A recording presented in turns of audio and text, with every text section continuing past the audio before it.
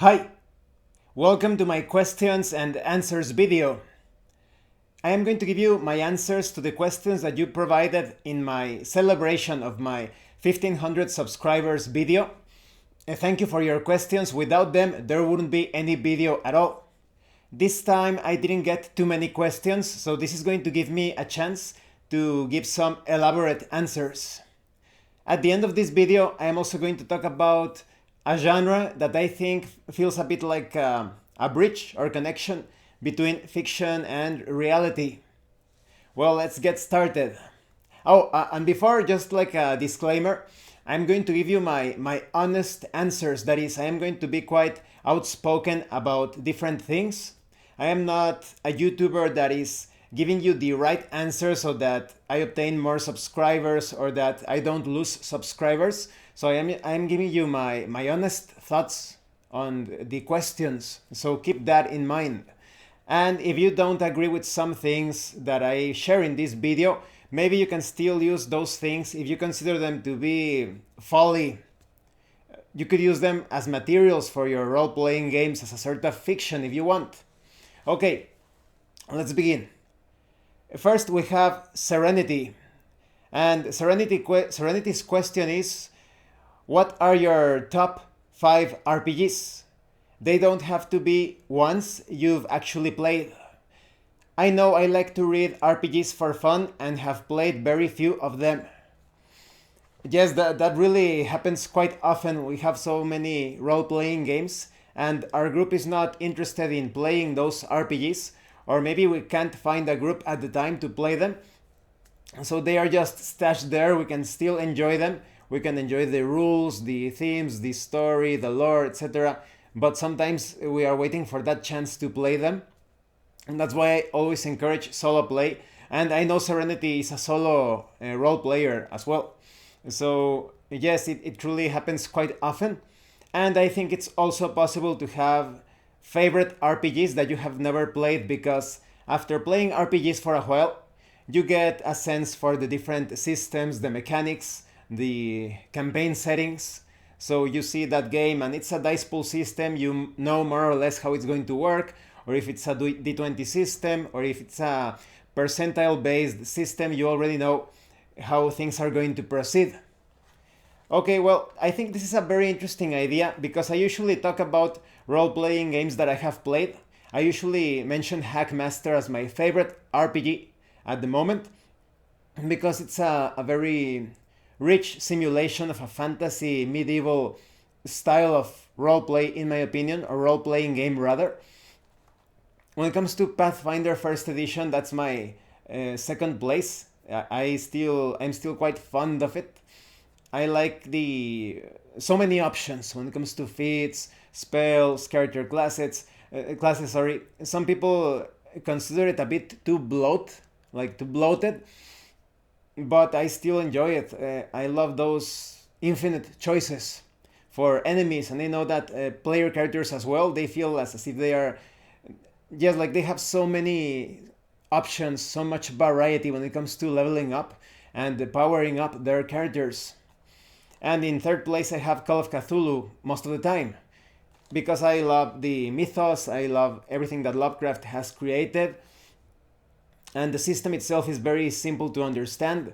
It's a classic, but I want to give you my top 5 that I have never played, role-playing games that I have yet to play, that I still consider them my favorite because I more or less, I kind of get the sense of how they are going to play. So I prefer to have a top 5 of role-playing games that I have never played. In 5th place, that would be Harnmaster. Now, Harnmaster is monstrously overpriced in my opinion. If you want to get into Harnmaster, you need to hunt for those sales, those discounts. I've gotten some pretty affordable things, documents that are usually extremely expensive. For example, it is quite common to see in Hardmaster like a document that has, let's say, 30 pages, and they sell that like for 20 or 30 bucks. So they are monstrously overpriced in my opinion, especially when you compare them to other role-playing games. There are other settings, other rule systems that perhaps some people could consider better settings and systems. So a lot of people are going to feel like it's not worth it. But I have been somewhat lucky at spotting those discounts. I remember getting, it was Harn Mansions or something like that. That's the name of the book.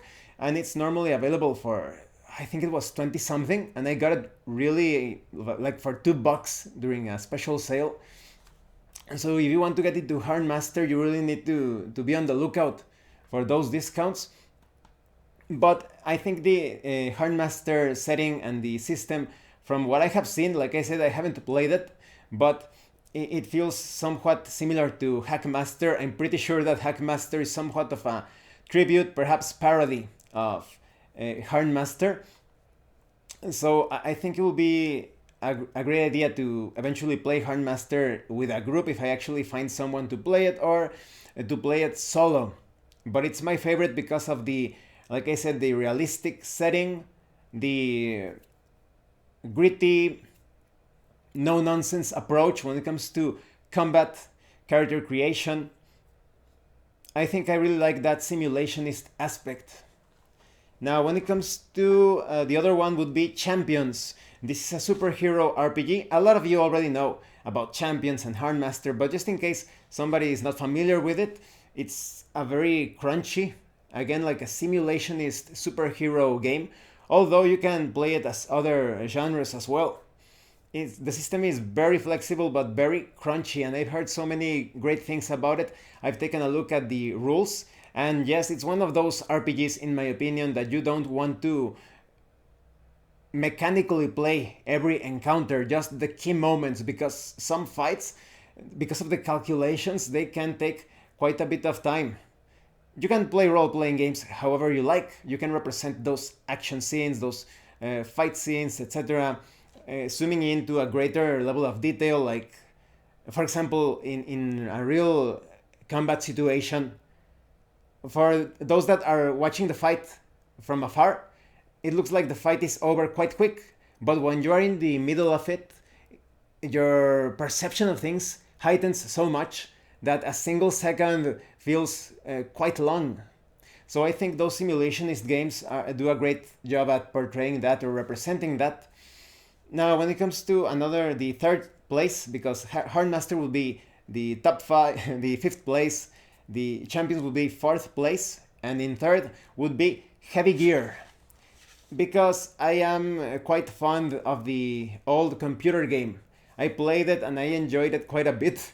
It feels a bit clumsy but very technical. It's like a mech simulation. I also like the plot twist at the end of the Heavy Gear PC game. And so I always wanted to try that as a tabletop RPG experience. The core rulebooks, the splat books and all of that, they have so much when it comes to the background story of the setting.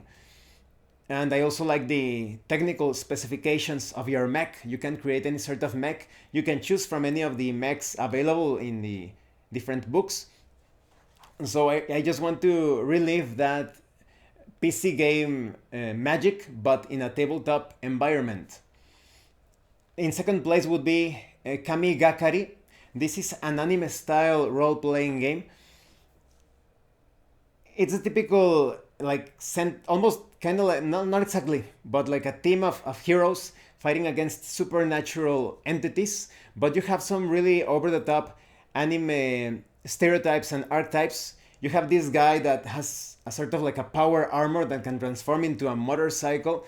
You have a guy that can, well, a character class or character archetypes rather, because you can customize the classes, the archetypes. You don't have like a set class. There are some options when it comes to creating the sort of character that you want. Another one, you could be like a magician that uses technology to cast spells. So there are a lot of tropes and, like I said, stereotypes and archetypes that perhaps you love and hate. In anime, if you want to represent those characters in a game as villains or as heroes, Kamigakari looks pretty fun. The system also looks pretty, well, I would say perhaps medium crunch to light to a lighter rule set, but because I haven't played it, I still have to give my a more robust opinion or structured opinion about it. Now, in first place would definitely be Judge Dredd and the Worlds of 2000 AD. Sadly, the license has expired and the game is no longer available only as a physical book. I don't think the PDFs are available anymore. But I obtained it as a part of a bundle of holding. And because I love Judge Dredd, and I'm going to put a link in the description where I talk about Judge Dredd. Let me write down that because sometimes I forget of putting some links. Let's see. Judge Dredd video. Okay. In that role-playing game, it's basically a dice pool system, but it represents so many things about the Judge Dredd universe, the weapons. You have all of those different bullets, like the Hit Seeker and the High X, all of that. So I really wanted to create a character or run a game for players in that setting. I think I will probably end up playing it as a solo RPG, and it's going to be very difficult to create a judge that perhaps not surpasses, but at least somewhat equals Judge Dredd, because Judge Dredd is just such an imposing, powerful character. Maybe you can come up with some original concept, perhaps a judge very different from Judge Dredd, perhaps a judge that is constantly with good humor, who knows. But that would be my top, my first place in the top 5 RPGs that I haven't played. Okay, thank you for your question, Serenity. Moving on to Lumpy Rocks. His first question is, how old are you?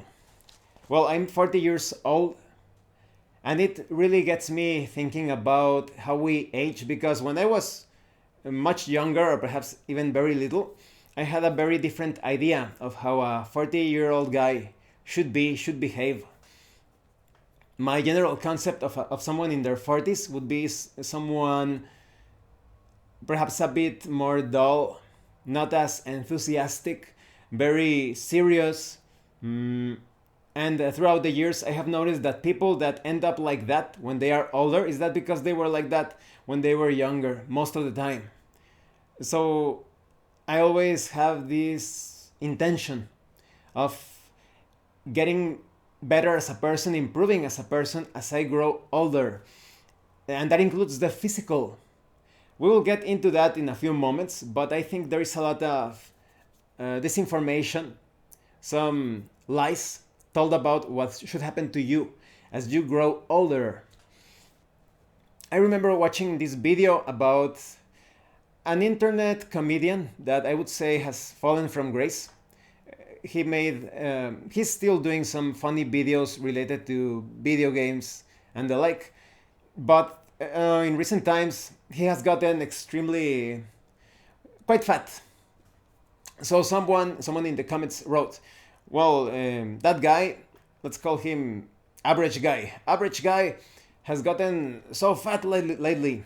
And so other people commented, yeah, I can't believe he let himself go like that.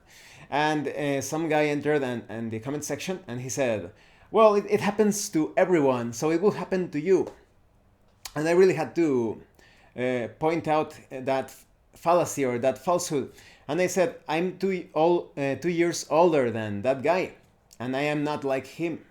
So it depends on how you take care of your body. And of course, everybody gave me thumbs up and they supported my comment. That guy didn't answer back, so maybe I hope that he changed his mind about just not every man is going to end up a total mess. And this other guy went into the comment section and said something very important, very interesting. He said that he didn't remember where that quote came from, but he said that someone said that what you eat is the safest and most powerful medicine, but it's also the slowest and deadliest poison. So I think that has a lot to do with aging, and I will talk about that in a question that I will answer in a few moments. And next question from Lumpy Rocks. is what is your favorite character that you have played in Dungeons and Dragons 5th edition? If you have played, I have only play tested encounters with pre-gens, but I've never played an adventure as a player character. I would love to play as a monstrous character species. If we are talking about third-party products, like for example from the setting Arcadia, I really like the Minotaur as it is represented there. So a Minotaur of the Paladin class, the Oath of Judgment, I think it's called. You are basically Zeus. You can throw lightning bolts and such. So you're turning to the Supreme God of Thunder with that character class. So I think that a Minotaur shooting lightning bolts would be quite terrifying and a very interesting class to play. But if we are sticking to the Wizards of the Coast material, I would either like to play as Leonin, I think that's the pronunciation, kind of like the Lion Folk, or the Dragonborn, and I would play as the Eldritch Knight, because I think that the version of the Eldritch Knight in Dungeons and Dragons 5th edition looks pretty awesome. It truly represents like a hybrid of sword and sorcery style of fighting or adventuring.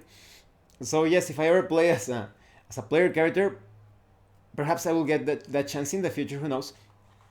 I would like to, I think that would be my favorite, like one of those monstrous species. Either the Paladin archetype that I mentioned or the Eldritch Knight.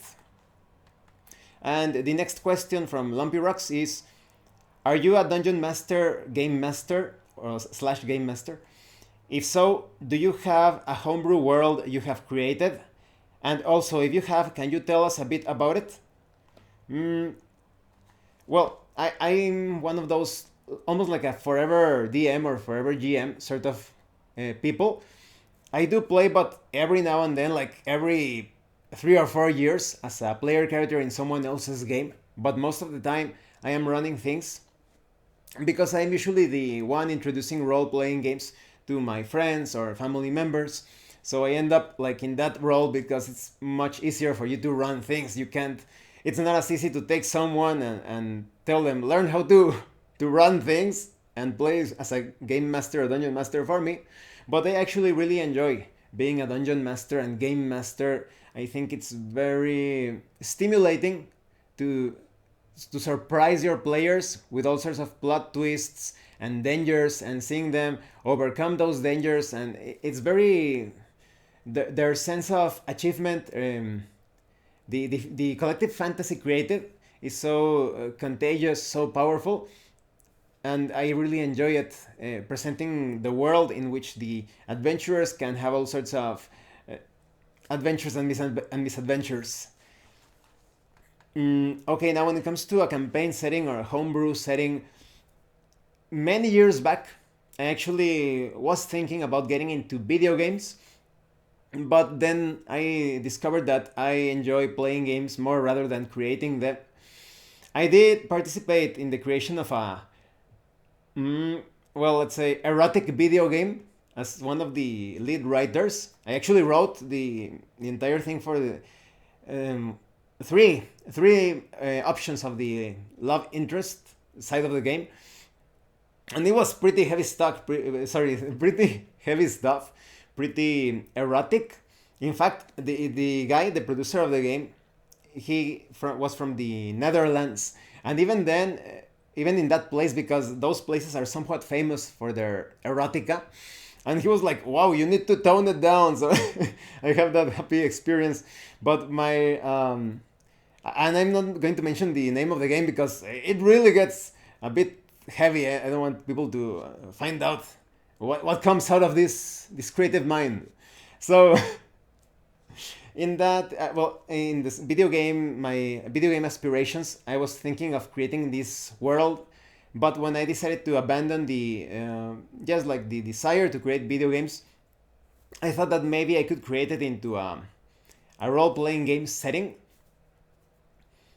I was thinking that it could be a world where everything had been destroyed, and for some reason, the entirety of the world was submerged in this ocean of pinkish, orange, perhaps like magenta colors, and if you fell into those waters, oof, something could happen to you. You could end up mutated, or you could end up transported to another place.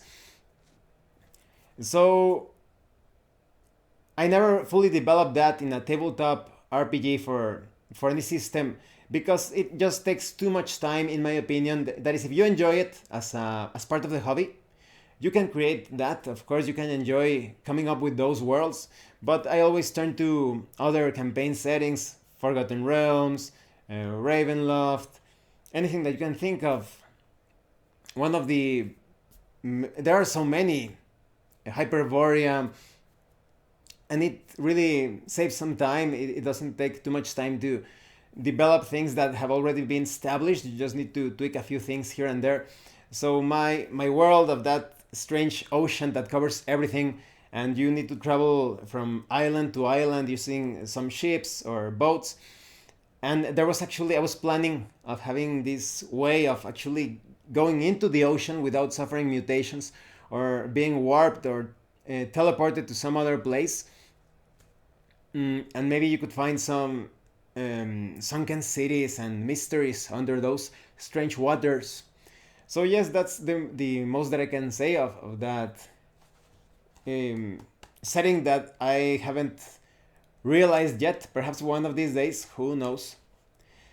Well, in general, when it comes to improvising things, maybe one of these days when I am using some generic RPG system and I don't have the time to, or I don't like a particular setting for that experience, maybe I will start to improvise things and I will end up with that setting a bit more developed, or that game world. Who knows? So thank you for your questions, Lumpy Rocks. Now moving on to Midnight Green. Midnight Green asks, what part of Mexico do you live in? This is the state of Coahuila. It's in the northeast. It's a land of contrasts. You're going to find opposites in several ways. We have desert, but at the same time we also have like oasis type of places with trees and water. Sometimes it gets really hot, really cold. This is the sort of place where you see palm trees with snow on them during winter. Depending on the place where you are moving, there are also some David Lynch moments, some surreal moments where things get very bizarre, peculiar, to say the least.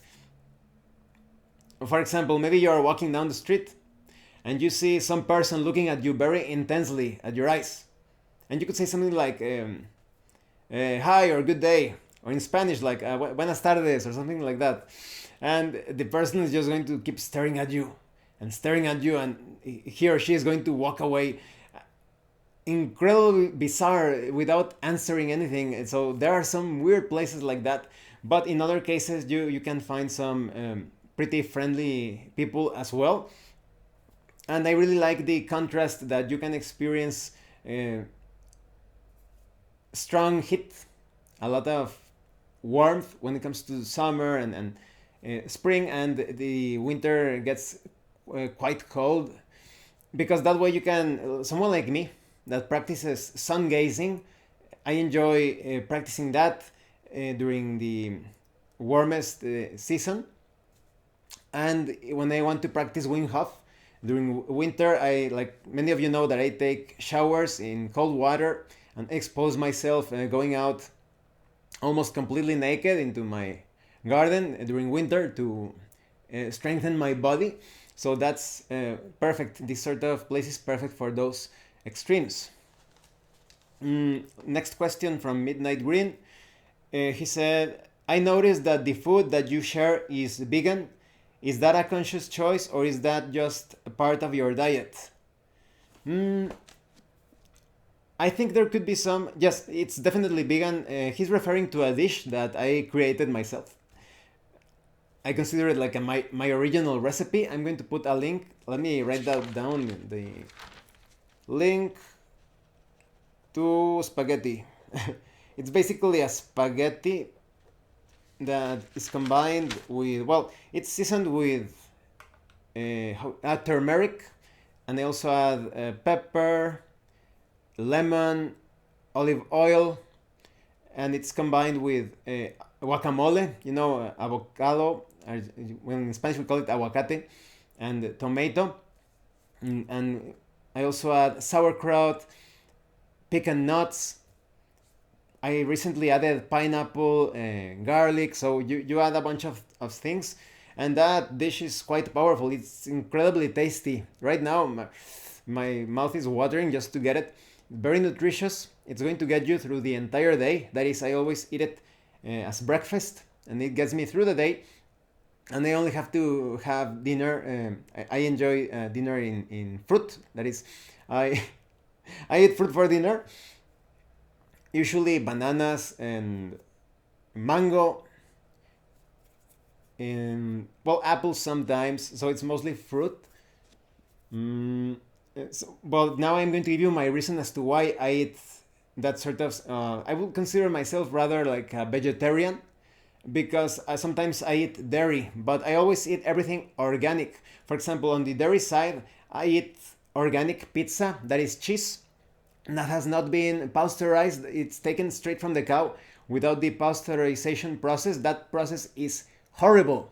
It's going to kill the beneficial bacteria and the enzymes. That's why there are a lot of people with lactose intolerance, because it's not that they are intolerant towards lactose.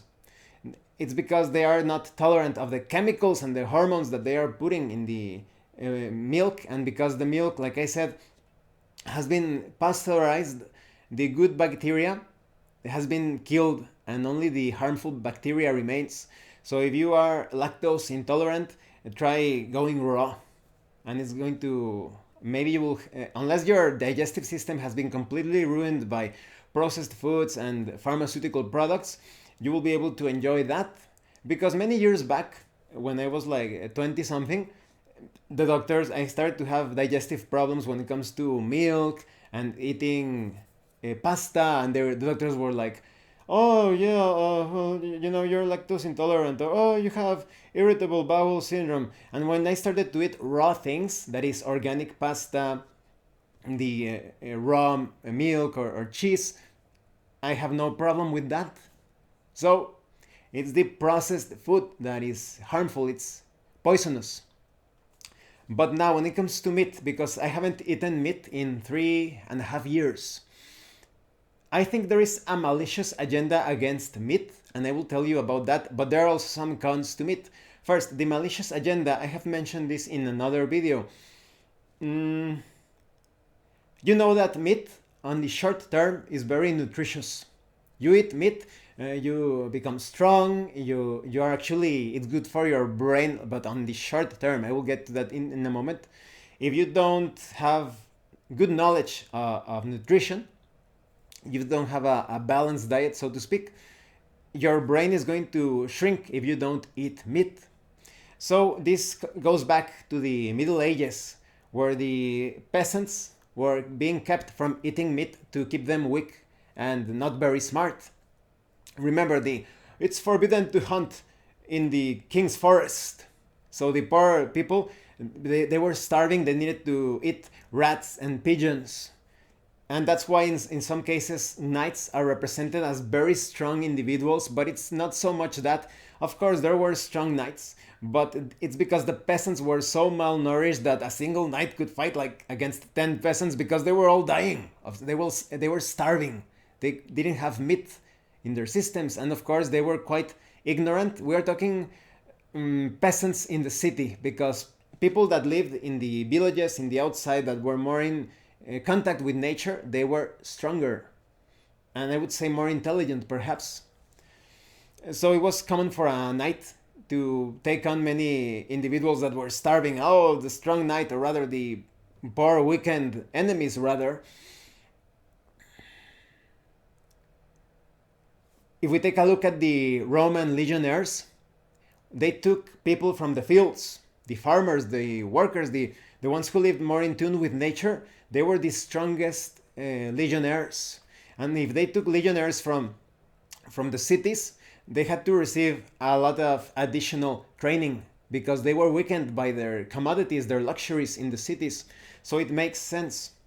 So, like I said, the tyrants of this world, including governments, religious leaders, religions, the corrupt corporations, intelligence agencies, they want to keep people sick and weak. And also those that are supposed to heal you, the duck, we wait a moment to fool the YouTube algorithm, Thors.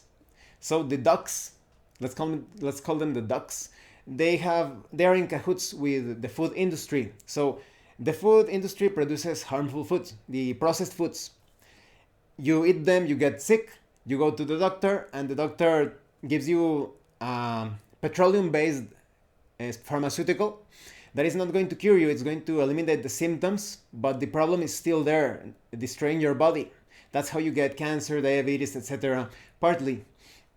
And the doctor is going to recommend you food that gets you sick again, so that you come back and they need to repair you. That's why there are so many old people that are constantly on pills, and they have to take these things, and they have to put all sorts of crap, poison in their bodies, and they think, oh, I am cured, I am getting better. But no, it's there. Like I said, it's eliminating the symptoms, but the cause, it's going to remain there. And that's why old people start to deteriorate, those old people, because, like I said, compare them to people in a healthier lifestyle.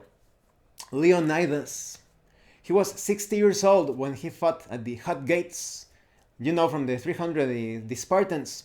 60 years old fighting. You're going to find many older gentlemen in the past, or, well, he was not a gentleman exactly, but many older warriors that were perfectly capable of dealing with all sorts of situations. They were super heroic, I would say, because they had a very healthy lifestyle. In fact, if you take a look at what the Spartans ate, they did eat meat. They ate pork and lamb. I think there was some other thing, but they ate a lot of fruit and vegetables too. So back to the meat thing. That's why in current times they are pushing that agenda that, oh, meat is so bad for you, and that you should eat only like vegetables. But here's the thing. A lot of so-called vegans and vegetarians, some of them are dishonest because they eat meat and they put some substances in their bodies to appear strong and healthy. But a lot of them that actually were tricked by that agenda, they have no knowledge of the sort of vegetables and fruits that you need to eat. So they end up malnourished, skeletal. But look at me. Like I said, once a month, more or less, I eat organic pizza. That's it. But no meat whatsoever. Most of the time, I eat the pasta that I was telling you, my organic spaghetti, that I'm going to put the link in the description. And if you analyze mother's milk, that is the milk given to babies, the milk contains very little in protein, very small percentage of protein, but it contains sugar, lots of sugar, but lactose, that is sugar from the milk. Because sugar from the cane is quite poisonous. Even the organic one. I used to think that the organic sugar was safe, but it actually gets your blood quite sticky. And it's really bad for the body. You can analyze how many different things were taken from here, from America, the continent, America, were taken to Europe. And people started to get sick because they started to eat chocolate, which is pretty bad, especially for the absorption of nutrients and vitamins. It's also a bit like a drug. It gets your thoughts confused. That's why the custom of giving women, for example, chocolate to get them, like in a romantic relationship, that's where the custom originated. It's pretty much a drug. And coffee, which is a pesticide. Research coffee pesticide. They have gotten people to drink coffee, very poisonous. A small quantity of coffee, your body takes about a week to purge it, to let it out, and it takes a toll. It's harmful in the long term. It's also pretty bad for your heart. Take a look at cases of heart attacks of people that have been drinking coffee. It also affects your mood, your mental processes. A lot of people neurotic, stressed, depressed. So there are many, and sugar, like I said, it gets your blood really sticky. It causes diabetes, gets you pretty fat as well. And your pancreas, yes, I think it was the pancreas that's the organ that is going to break down the sugar.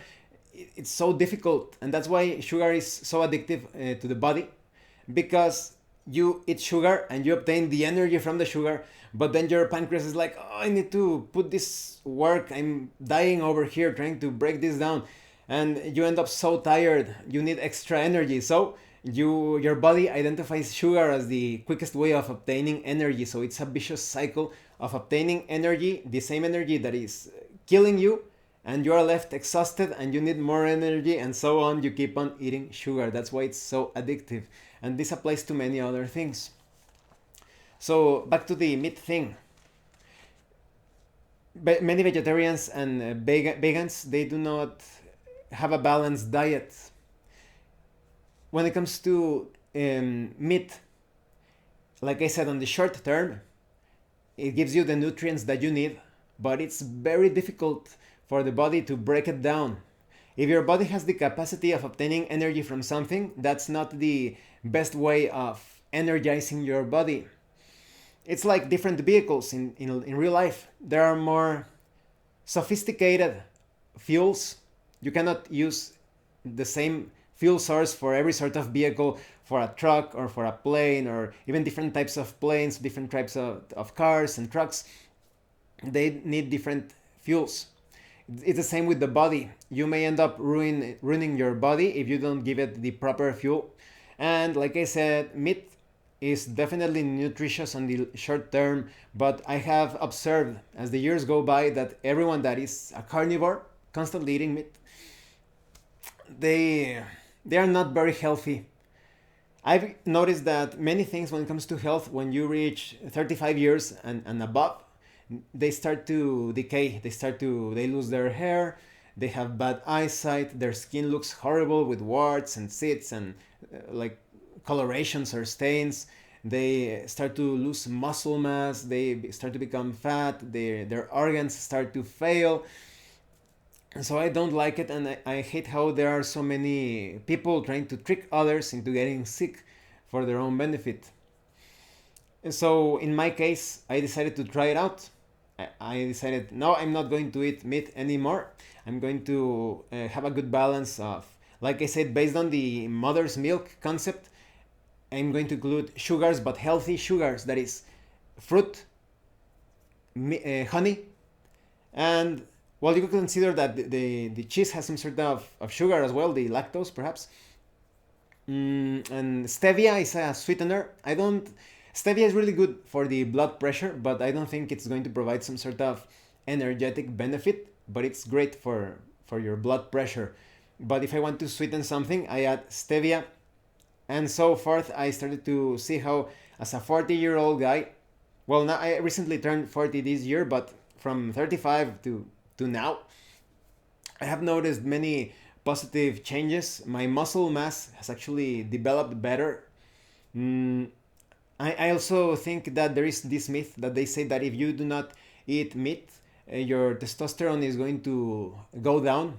And I think there is a certain truth to it, but in my case, I practice Wim Hof that raises your testosterone. I would say that sun gazing, taking it as a disciplined practice, also raises your testosterone. Maybe there are some ingredients in my spaghetti and the pizza that I eat and all of that has some sort of testosterone property. Avocado I also eat. I wonder if there's something there. Who knows? But my testosterone has been okay. That is, I am still very violent and aggressive. You have to be violent and aggressive here in Mexico, and I would say in the entire world, considering the state of things.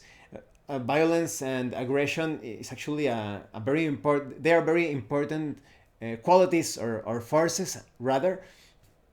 So I think there is a myth when it comes to if you don't eat meat, your testosterone will go down. Because yes, there are some things that you need to keep in balance to become a healthy man or woman. So that's my reason, midnight green, why I eat like the rather vegetarian lifestyle. Why I eat vegetarian food?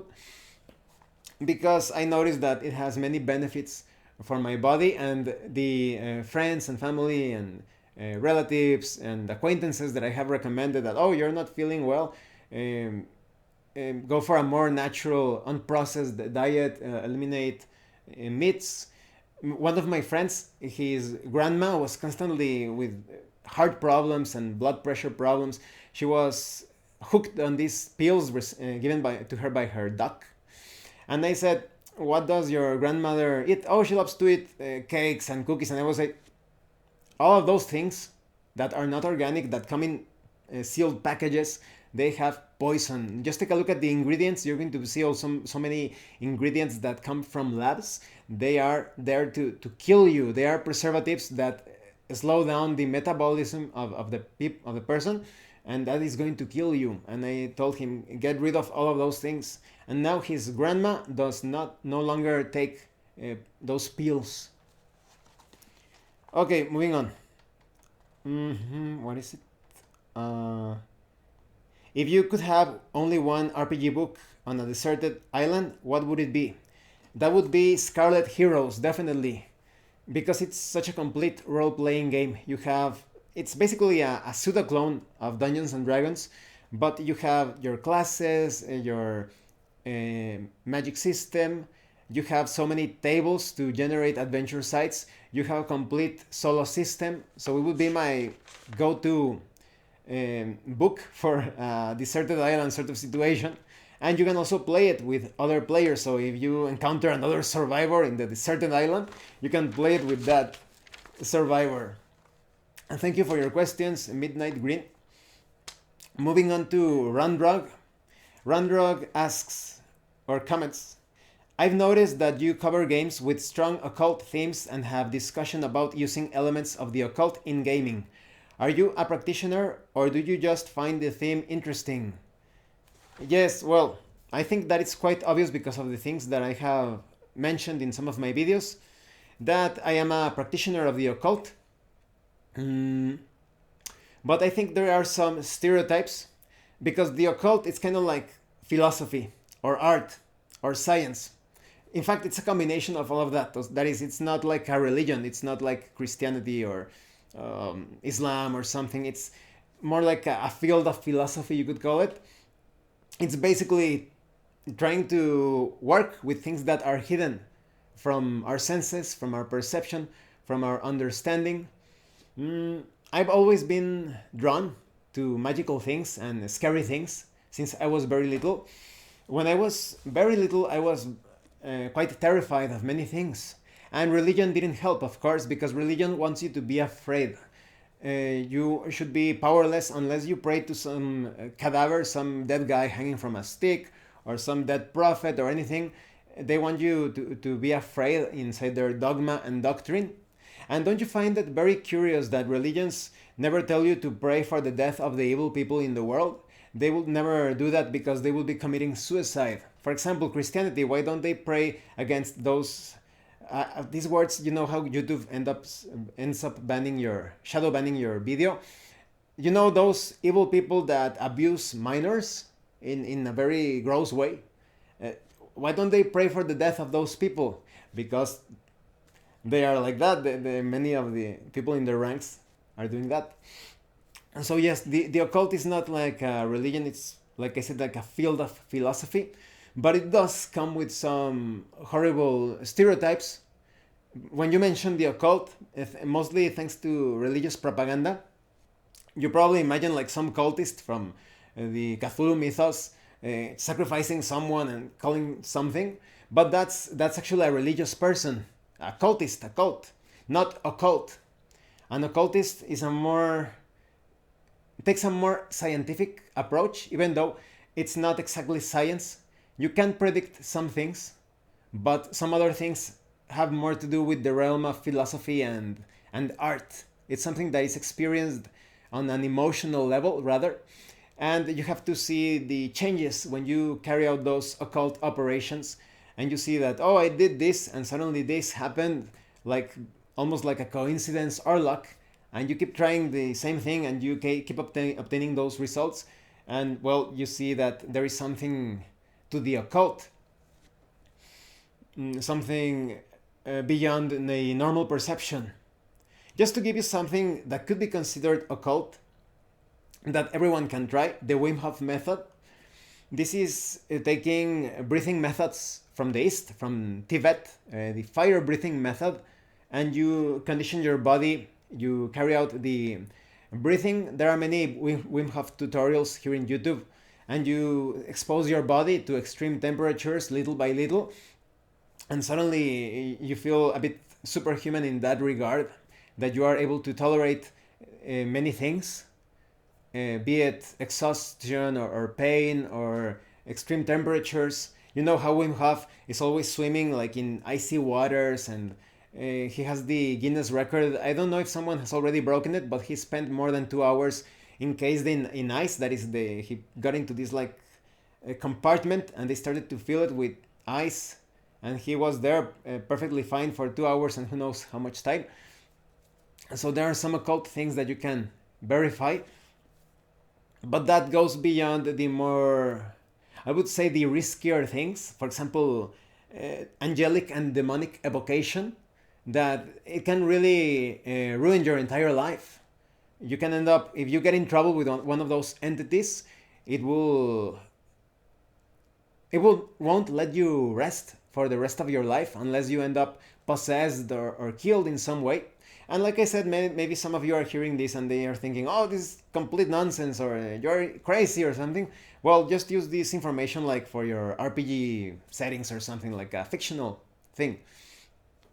Because there are some things that are being kept occult from people, or hidden occult. They don't want you to know about them. Just take a look at the United States dollar. So many Freemason symbols in the dollar.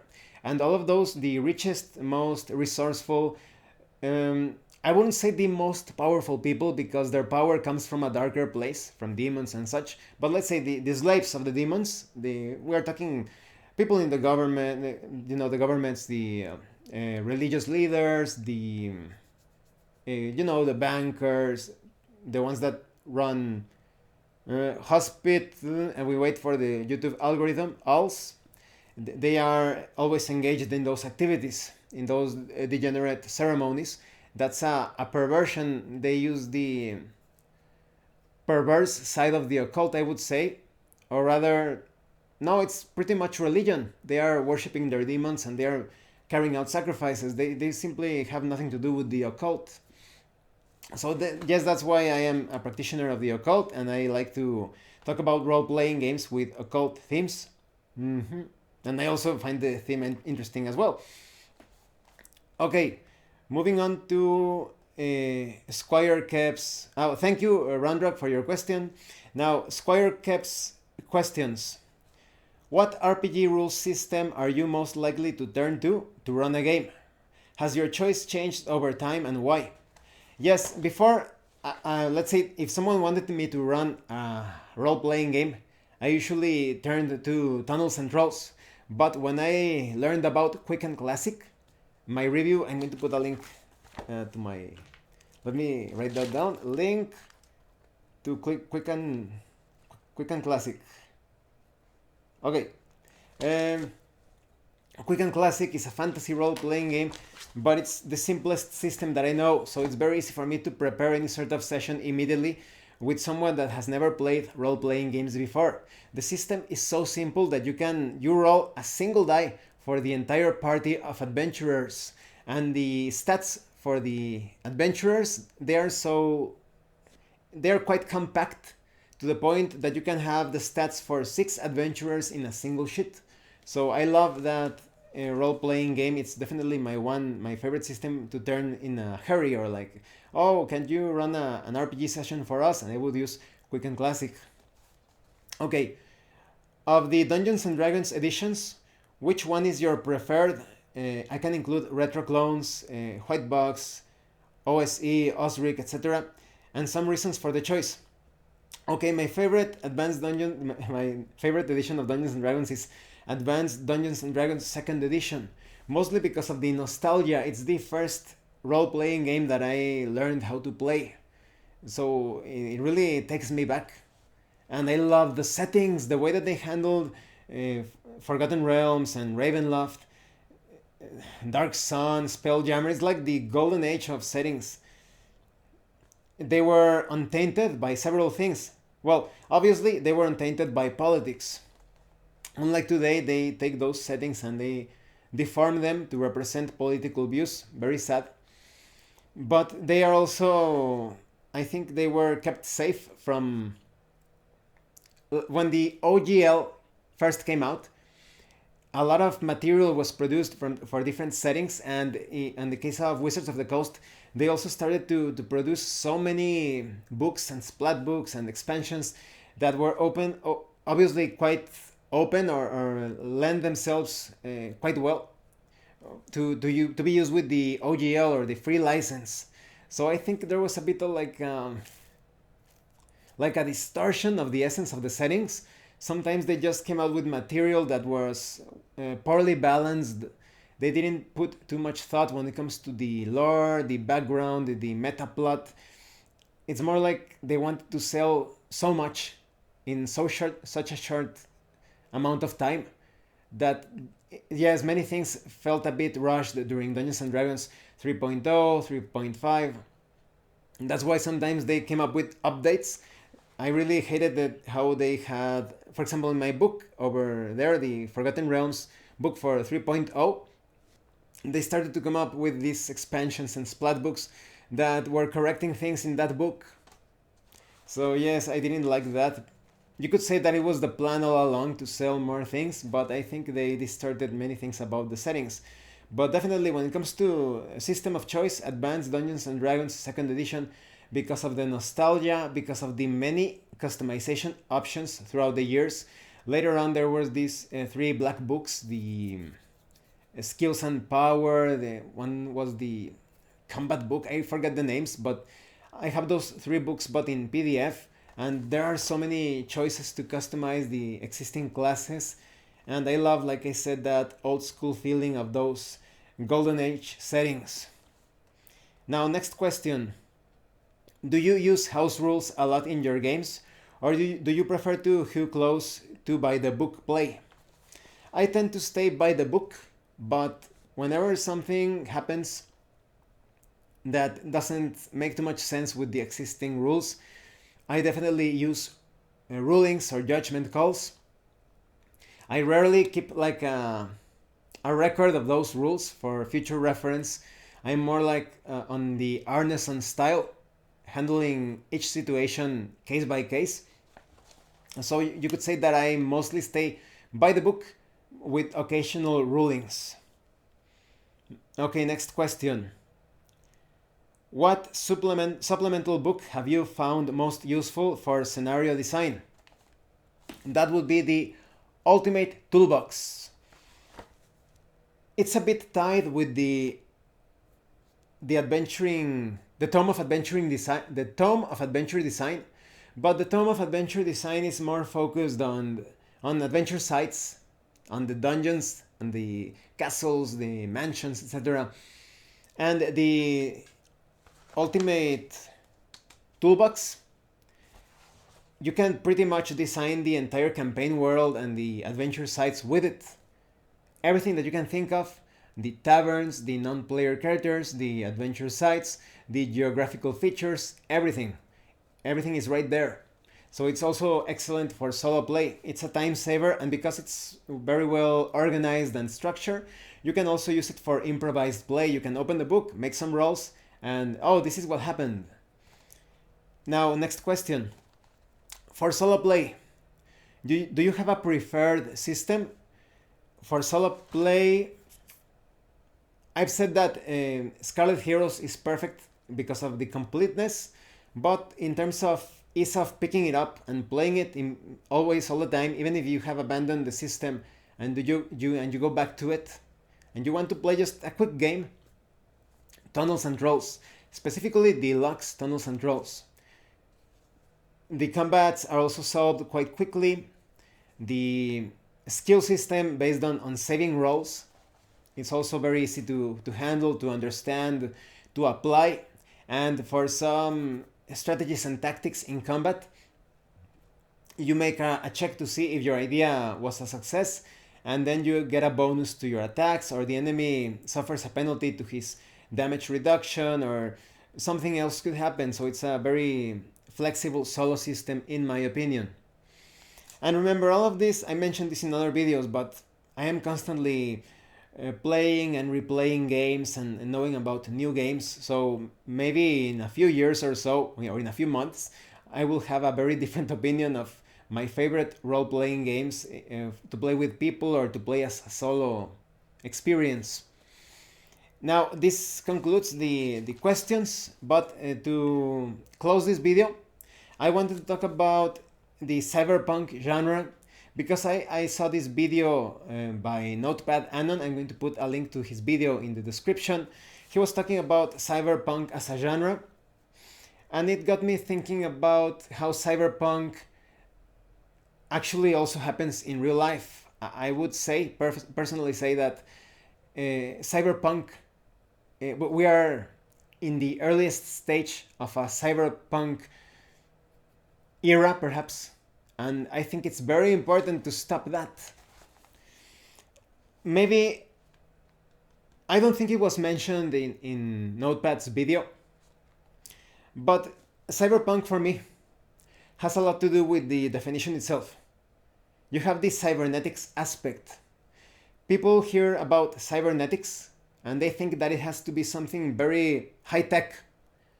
But you have cybernetics in a primitive way.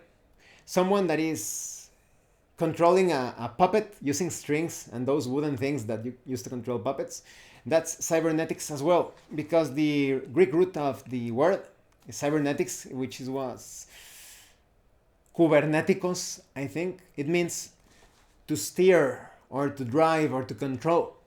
So everything that has to do with driving, steering, or controlling is a powerful theme. That's cybernetic. And punk can refer to an insult. You usually refer to someone. You call someone a punk when that person is scummy, a lowlife. So it's kind of like an insult. But you can also use it kind of like those bad guys in video games, like in the beat 'em up video games that you have to fight like 50 of them. But there's also the punk movement, that is sort of like a revolt against economic crisis. Yes, against the economic crisis and against conventionalism. So it's kind of like fighting, a bit like fighting the status quo, or rebelling against the system, sticking it to the man, all of that. So any game that has some sort of control through technology, because technology is applied science. Any video game, role-playing game, tabletop RPG, comic book, movie that has that control through technology, and you have that rebellious or revolt aspect, is considered cyberpunk, in my opinion. And that's why real life, we are currently living in the earliest stages of cyberpunk as we know it in fiction. And that really needs to be stopped. The excess of technology is going to benefit the tyrants of this world. We are talking the technocrats, the oligarchs, the ones that have the knowledge and the resources, the money. Even if that money is stolen from many nations and people through taxes and many other things. They have the resources to create technology that is unavailable for the common man and woman. It's unavailable to us because we do not have that money. And the specialized knowledge that is being kept from others. In school, you are being taught so many moronic things. Like the Wim Hof method, they tell you, oh, if you expose your body to extreme cold, you're going to get sick. No. Do it gradually and you will become incredibly healthy. Oh, if you stare at the sun, you're going to end up blind. No. Do it during the only 2 hours of the day where the UV index is at its lowest, which would be at sunrise, the exact hour at sunrise and at sunset, but you have to do it gradually, very little by little. You start out with 10 seconds. It's a very rigorous practice. Don't do it without properly informing yourself. If you have blue eyes, or I would even say green eyes, because your eyes do not have that pigmentation to protect yourself from the sun, you have to half the time. 5 seconds in the first time, 5 seconds during the lowest UV index, when the radiation is at its lowest, and you start to obtain that energy, those health benefits.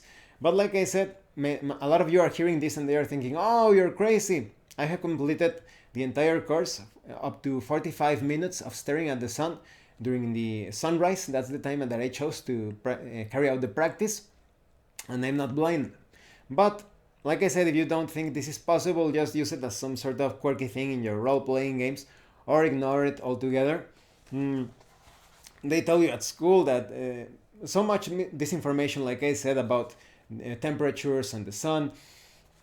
And let me tell you something that perhaps some people do not know. Do you know about the effects of static on water? I'm going to put a link in the description. New video. Let me link to static video carried out by the Jefferson Lab, I think it was. And you can verify it yourself. I wish that people become true scientists. You don't need a high-tech lab to become a scientist. You only need to observe, try things out, and see the results. Don't listen to those religious people. They are not scientists. Those so-called scientists that tell you to believe in their stats, in their dogma and doctrine, that is not science. The mainstream science is not science. Try out different things for yourself and you're going to discover the truth. Back to that video. In that video you can see how you can use static charged objects such as a PVC tube or even a plastic pen, a comb. You can even take a record, you know, those vinyl records, and you can let the water run just like a thin stream of water. You can open the tap, the faucet, and have this thin stream of water and get one of those static charged objects close to the water, and you're going to be something magic. You're going to see something magical. The water starts to move. If you take a solenoid and you pass electric current through the solenoid and you get it near the water, don't submerge it in the water, of course, just get it near to the water. The water is literally going to turn into a spiral. So you can see so many magical things that are in fact not magical, it's just science. And they are keeping you ignorant of those things because of cybernetic control. I'm going to put another link in the description to a video of how you can control people through cybernetics. It's a powerful documentary, The Minds of Men. The owners of that channel, they have some... They are not very wise in some things, but I can tell you that the documentary Minds of Men is good. Okay.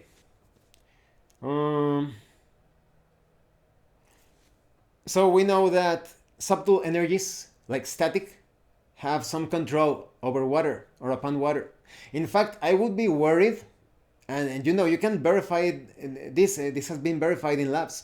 I would be worried if you turned on the faucet and the water didn't react to static. That means that some chemical was put into your water. You better check that out. But going back to that, you can manipulate liquids by applying subtle energies. But what if you put some, let's say, metallic substances in the liquid? The liquid would be more magnetic. So imagine what happens when you fool NPCs, people that are not very intelligent, into getting this. You know what I am referring to, right? The thing that is supposed to get you healthy, but it's actually what is getting people sick. Those of us that have not taken it, we are not getting sick. Those that have taken it are constantly getting sicker and sicker, and you don't even want to know the end of things. If you have taken this, I am going to avoid, I hope this doesn't get banned or taken down or shadow banned, so I'm going to say things like this. Go to your fridge and take one of those, I'm going to call it Magneto, like the villain of X-Men. I'm going to trick the algorithm. Take a Magneto, and you place it here, or here, or here. It's going to stick to you, because you already have those things in you. Now imagine that you could control the fluids inside of people to control their health and their states of mood, get them angry or depressed as needed. I'm going to share some things with you. Here in the Spanish-speaking countries, some people have infiltrated the different organizations by the Illuminati, Freemasons. Oh, and I think there are a lot of people in the US that do not know this, but did you know that your country was created by Freemasons? George Washington, all of that. I think there were only a few people that were not in that sect. For example, you can thank Thomas Jefferson for some of the good things that you have in your country. But take a look at all of the Freemasons. Another link I'm going to put a link to the Plantagenet explanation. Plantagenet. Okay, in the description you will find all of those links. All of the US presidents are related by blood. They belong to the same sect as well. And some have been portrayed as heroes when in fact they belong to that sect, that cult. Like, for example, Theodore Roosevelt. Oh my god, the great superhero. Do some research on his views on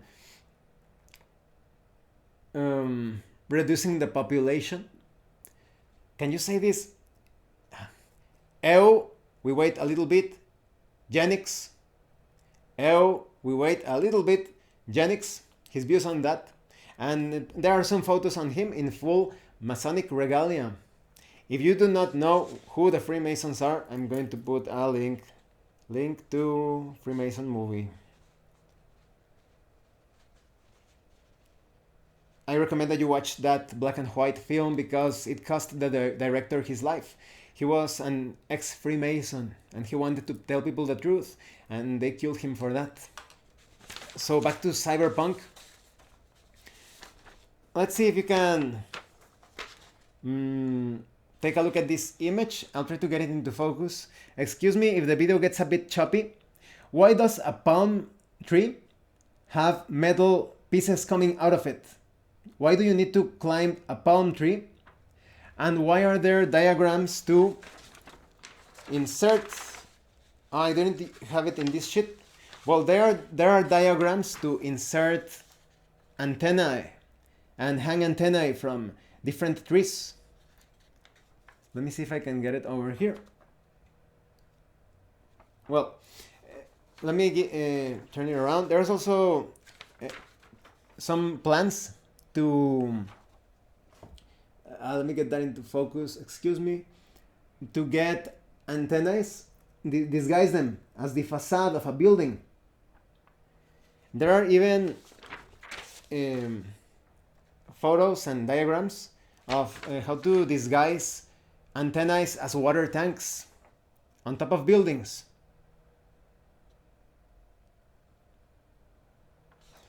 Now we have one using the cross of a chapel. You know, religion is perfect to control people. So you have this cross that is actually an antenna. Let me see if I can get that correctly. Am I getting that right? Yes, I think I'm getting it.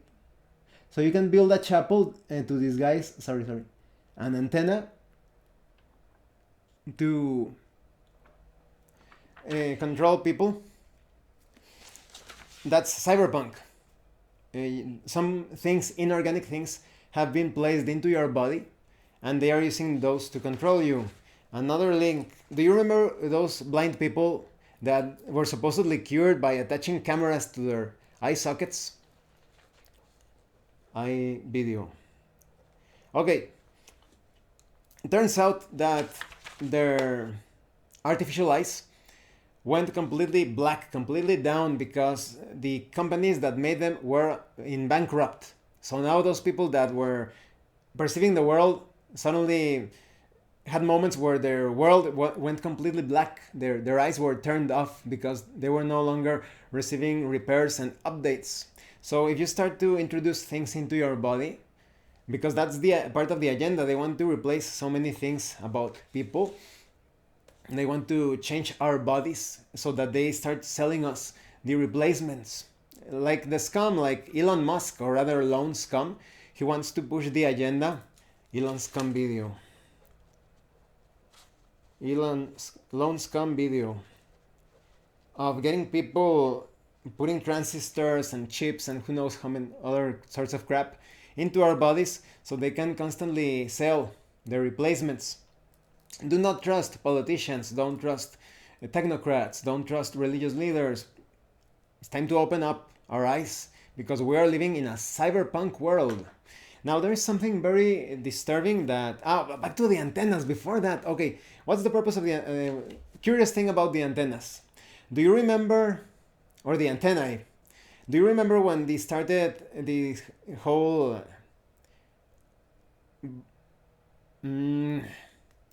disease insanity happened? When they started to tell you, oh, wear face diapers, stay at home, don't leave your house. Did you notice that after so many people were panicked or pushed into their houses, the next day there were so many antennae or antennas all over the place, new antennas? That's why they wanted people to stay at home, so that they didn't see the antennas being placed in chapels, in trees, in the facades of buildings. So, truly cyberpunk. Now, going back to... you know how they start always to make people feel very guilty about the weather, that, oh, climate, this and that. They are the ones causing the problems with the weather because of their antennas. And you know those trails in the sky that they want, a lot of shields want to say that, oh, they are not that, they are this. The normal trails left by a plane, they disappear almost immediately. They do not stay like some ugly smog or like some distorted clouds in the sky. They should have disappeared. Also going to put a video where you have a close-up of those things.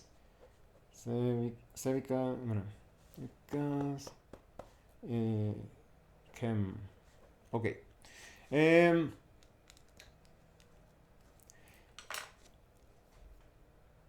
Those antennas, the antenna can manipulate the weather because those trails contain metallic particles. And now that you know, because of the video that I told you and because of the experiment that I hope that you carried out, turn on the water faucet, get a thin stream of water, get something with static close to it, see how it moves. Imagine applying that with a powerful antenna directed to clouds that have been bombarded with metals, and you can control the weather. And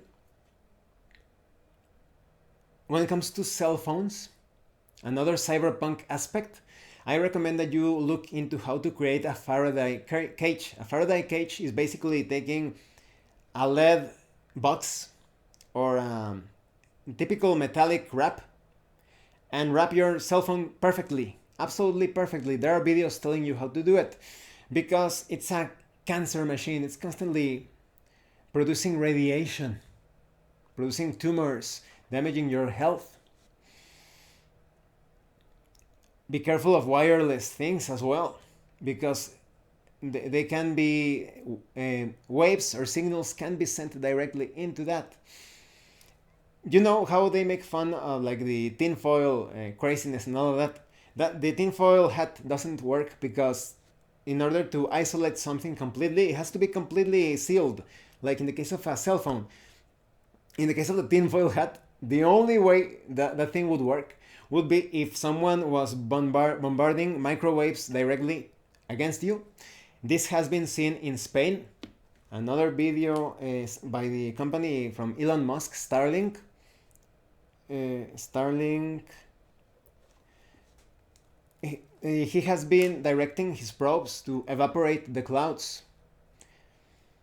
And that's why the weather is so crazy in different parts of the world. Have you noticed how many wildfires are going on lately? And those are also caused because they're actually those that actually fight fires. They can create that sort of like how do you call it in English? The counter fire, when you create a fire so that you burn things before the rest of the fire reaches that flammable area, and so the fire dies down. There are some weapons to pull them, or tools rather, that shoot fire to cause those fires, those forest fires, and they are doing all of that in the world, and they are not doing that in different places of China and India. Take a look at the different forest fires that have happened here in the West and the fires that have happened in India and China. Almost none when it comes to forest fires. So more cyberpunk control. Luckily, there are ways for people to fight back. Like any good cyberpunk setting, or many of them, you also have the spiritual or psychic element. I recommend that people look into ways. Like I said, you could start out with Wim Hof to see how the power of the mind. There are many things about the Wim Hof method that cannot be explained. Look for the proof is there. You need proof. Look for Wim Hof doing his videos. He has even been recognized by the Tool of the Tyrants by the BBC. So if you want those that chance in this cyberpunk era we are living, definitely look into developing those higher skills to stay healthy and perhaps gain some advantages for different things. Look into the background of Benjamin Franklin, the Hellfire Club, the Isaac Newton. You're going to find so many cultists and religious people that are carrying out rituals for their own benefit. So yes, we are truly living in a cyberpunk world, in my opinion. And there is something very disturbing that Notepad Anon mentioned. It is written in his video. He said that all his friends are dead and he's very sad. Now at first I thought, oh, that's Notepad now being funny as usual. That's a meme, right? But I remember that some time ago, a few months ago, Notepad mentioned how one of his friends died from something in his brain, I think. Now, Notepad sounds like a very young guy, probably like 10 or 20 years younger than me, who knows? Or maybe more, who knows? But 20 years. But so I'm thinking maybe his friends are around the same age. So how come those young people are dying like that? If we are so advanced, why are people so sick? Why are they constantly dying? It's a complete lie that oh yes, civilization. No, they are, the people want to look for the healthiest, strongest people on this planet.